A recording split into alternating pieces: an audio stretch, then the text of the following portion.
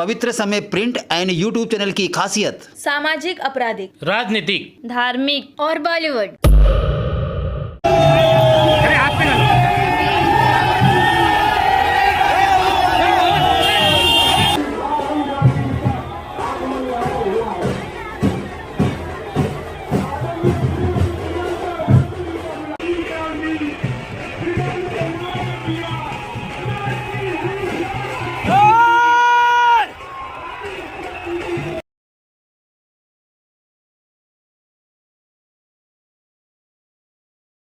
PS पवित्र समय और एमटीवी न्यूज़। जैसे कि आप देख सकते हैं, आज राहुल गांधी जी का भारत जोड़ो न्याय यात्रा पूरे मुंबई शहर के अंदर आपको देखने को मिलेगा। और ऐसे में ही आज इस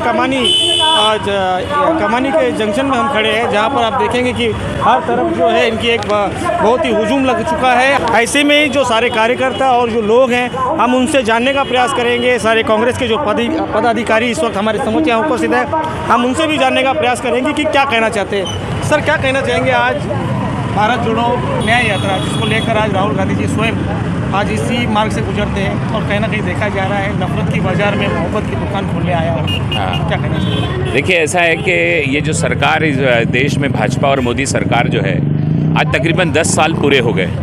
10 साल में जब ये सरकार शुरू हुई थी तो बहुत सारे लुभावने वादे उन्होंने लगाए थे, जैसे बहुत महंगाई की मार अब की बार मोदी सरकार, हर साल युवाओं को 2 करोड़ रोज़गार, बेटी बचाओ बेटी पढ़ाओ, ऐसे बहुत सारे अनगिनत नारे लगाए थे। लेकिन आज जब 10 साल गुजर जाने के बाद हम जिस मकाम पे भारत देश जिस जगह पे खड़ा है, वहाँ उसे ये नज़र आ रहा है कि सिवाय बेकारी, भुखमरी, बेरोज़गारी के और इस देश में कुछ बचा नहीं है। क्योंकि वो सरकार जो ऐसे तमाम लुभावने वादों पर आई थी, उस सरकार ने तो इन वादों की तरफ ध्यान भी नहीं दिया। उल्टा एक और नारा जो ये बार बार लगाते थे कि ना खाऊंगा ना खाने दूंगा। अभी कल की बात है, परसों की बात है, अभी इलेक्ट्रल बॉन्ड पे फैसला आया और कल उसका डिटेल आ गया। वो मोदी सरकार जो ना खाऊंगा और खाने दूंगा के नारे पर आई थी, उसने इतना खाया कि देश के 80 करोड़ लोग जो है वो बेचारे 5 किलो अनाज के सहारे अपनी ज़िंदगी गुजार रहे हैं। करोड़ों रुपया इलेक्ट्रल बॉन्ड के नाम पर रिश्वत ली गई। ऐसी कंपनियां जिनका साल का प्रॉफिट 200 करोड़ था, पर उनके घर ईडी, उनके दफ्तरों पर ईडी, सीबीआई के छापे मारे गए। 200 करोड़ रुपया साल में कमाने वाली कंपनियों ने 1,000 करोड़ रुपया इलेक्ट्रल बॉन्ड में भाजपा को चंदा दिया। तो भ्रष्टाचार के नाम पर ज़ीरो टॉलरेंस का दावा करने वाली भारतीय जनता पार्टी आज जब सुप्रीम कोर्ट ने इलेक्ट्रल बॉन्ड की तफसील डिटेल जब साझा की, तो पता चला कि 10 साल से ये सिर्फ एक ही काम कर रहे थे और उसका नाम भ्रष्टाचार है।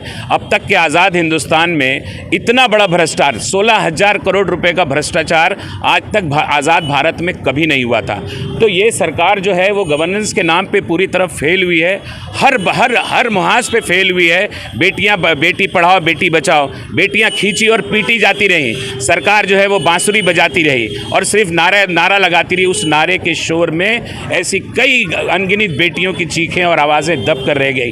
किसान सड़कों पर पूरे 10 साल तक MSP 2 के नारे लगाता रहा।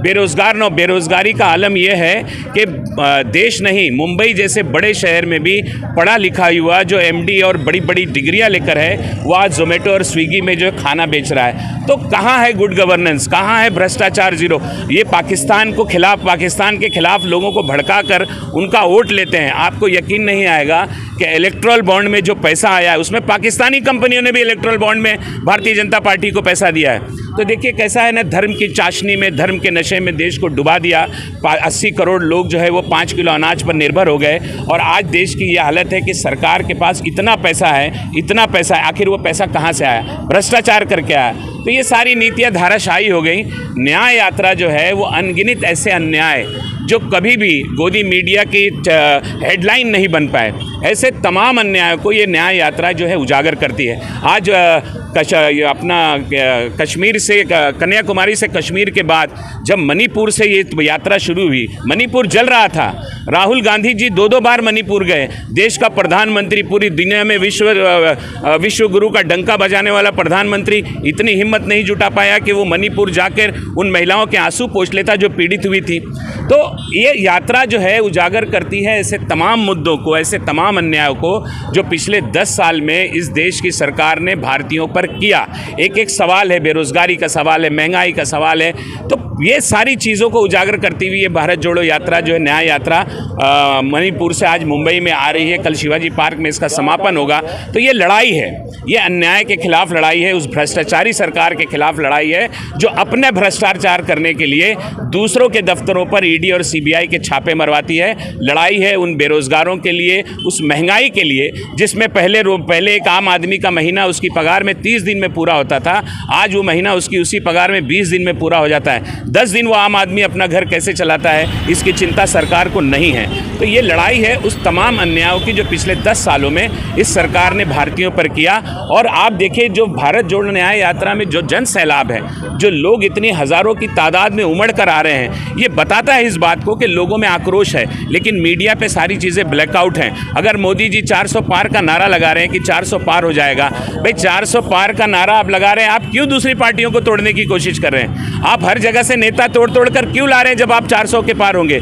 तो बात ये होती है कि ये सिर्फ झूठा प्रोपेगेंडा है कि 400 के पार हो जाएंगे। नीचे जो है इनकी ज़मीन खिसक चुकी है, इसलिए ये दूसरी पार्टियों के नेताओं को तोड़ने की और लाने की कोशिश कर रहे हैं। ये आज शायद इलेक्शन का ऐलान भी हो जाएगा और 1-1.5 महीने में जो है वो इलेक्शन शुरू भी हो जाएगा।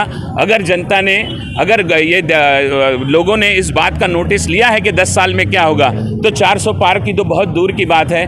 मुझे लगता नहीं कि ये सरकार जो है वो नॉर्मल बहुमत की तरफ भी आ पाएगी। लेकिन अब लड़ाई जो है वो जनता के हाथ में है और जनता से भी हम लोग ये कांग्रेस पार्टी, राहुल गांधी इस न्याय यात्रा के माध्यम से ये अपील कर रहे हैं कि ये लड़ाई सिर्फ सरकार बदलने की नहीं है, ये लड़ाई देश बचाने की भी है, ये लड़ाई लोकतंत्र बचाने की भी है, ये लड़ाई संविधान बचाने की भी है। तो ये जनता की लड़ाई है, क्योंकि देश जनता से बनता है और जनता जो है वो भारतीय जनता पार्टी के खिलाफ इस चुनाव में पूरी तरह से, पूरी ताकत से वोट करने जा रही है। जनता जल्द ही लोकसभा चुनाव है और राहुल जी का यह भारत जोड़ो न्याय यात्रा मुंबई शहर के अंदर किस नज़रिए से देख रहे हैं?